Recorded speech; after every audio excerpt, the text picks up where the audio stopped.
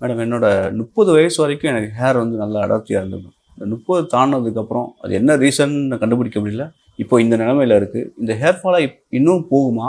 இதை வந்து நான் கண்ட்ரோல் பண்ண முடியுமா? ரொம்ப காமனாக நிறைய பேருக்கு இருக்கக்கூடிய ஒரு பிரச்சனை இது. இதில் என்னன்னா ஒரு சில விஷயங்களை நாம் ஏற்றுக்க தான் வேண்டியிருக்கு. ஃபார் எக்ஸாம்பிள் என்னன்னா ஹெரிடிட்டரியா இந்த அலோபேஷியா, அதாவது எங்கள் அப்பாவுக்கு தாத்தாவுக்கு இவங்களுக்கெல்லாம் வந்து ஹேர்லைன் எப்படி இருந்ததோ அது வந்து இப்போ எங்கள் அப்பாவுக்கு வந்து 20 வயதுலேயே முடி கொட்ட ஆரம்பிச்சிருச்சு அப்படின்னா நம்மளுக்கும் அது மாதிரி கொட்டுறதுக்கு வாய்ப்புகள் ரொம்ப ஜாஸ்தியாக இருக்குது.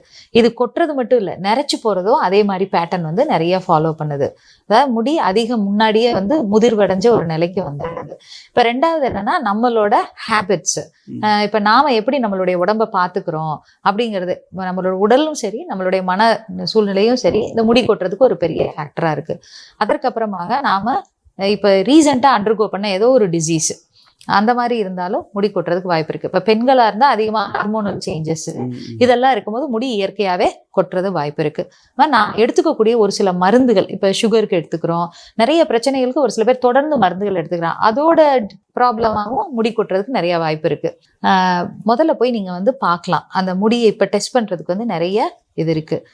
ஸோ நம்ம அதை வந்து தெரிஞ்சுக்கணும். இப்போ இது வந்து என்ன மாதிரியான ஸ்டேஜில் இருக்குது. ஒன்று ஸ்கேல்பில் ஏதாவது பிரச்சனை இருக்கா, அதாவது பொடுகு இந்த மாதிரி எதுவும் இருக்கா, இல்லை டீனியா அப்படின்னு சொல்கிறோம், ஒரு விதமான ஃபங்கல் இன்ஃபெக்ஷன் அது மாதிரி எதுவும் இருக்கா, இல்லை அதெல்லாம் இல்லை.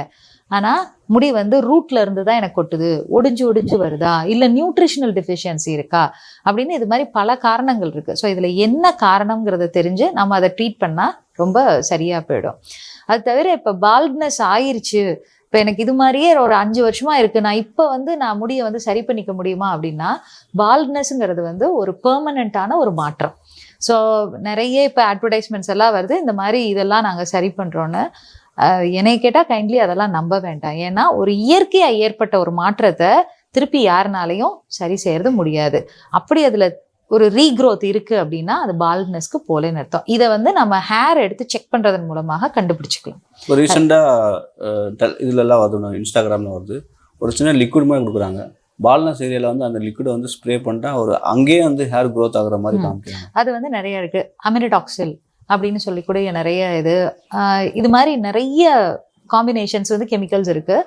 பட் இது எல்லாமே ஷார்ட் லிவ்டு, ரொம்ப ஒரு குறுகின காலத்துக்கு. இல்லைன்னா நீங்கள் எவ்வளோ நாள் தேய்ச்சிட்டே இருக்கீங்களோ அதுவரை அந்த எஃபெக்ட் இருக்குமே தவிர அது வந்து பெர்மனெண்ட்டான மாற்றத்தை கொடுக்காது. இன்னொன்று என்னென்னா அது எல்லாம் எவ்வளோ தூரத்துக்கு சேஃப் அப்படிங்கிறது வந்து இப்போ ஏன்னா நம்ம இதெல்லாம் பார்க்கக்கூடியது ஒரு 5 வருஷ காலங்களுக்குள்ளே தான் பார்க்குறோம். இதோட எஃபெக்ட்ஸ் இன்னும் ஒரு 10 வருஷமோ 20 வருஷமோ கழிச்சு இது என்ன எஃபெக்ட் உண்டு பண்ணுங்கிறது நம்ம யாருக்கும் தெரியாத ஒரு விஷயம். ஸோ இயற்கையை ஏற்றுக்கிறதும் ஓரளவுக்கு நாம் பழக வேண்டிய சூழ்நிலையில் இருக்கும்.